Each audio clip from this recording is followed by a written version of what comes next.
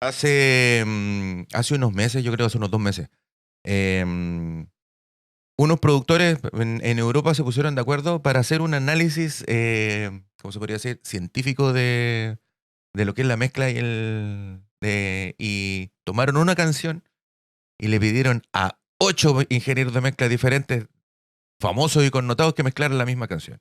Y tú escuchas las 8 versiones y son todas completamente diferentes.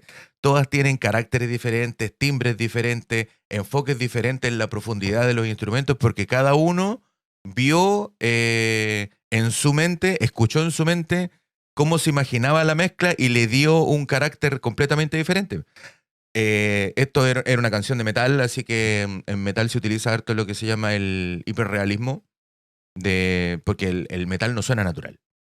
El metal no es como el jazz o el pop.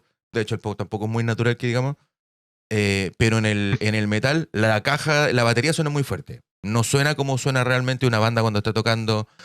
Los bombos suenan muy plásticos, hay mucho sonido artificial entre medio. Entonces, en el metal se utiliza mucho exagerar el realismo, pero que no es lo mismo que volverlo artificial.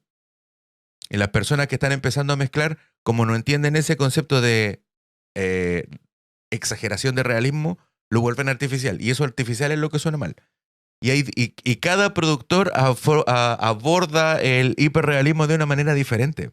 Así que uno escucha un disco o este ejercicio que hicieron estos productores de escuchar esta canción mezclada por distintos productores, y todos tienen eh, la profundidad o el agudo del bombo en otro lugar. Unas bandas tienen el bombo y la caja adelante, otras mezclas tienen el bombo atrás, unos dejaron la voz adelante. Todas suenan espectaculares, pero ¿cuál es la Sí, cada que, una con cuál es con la sus buena? Son todas matices. buenas, po.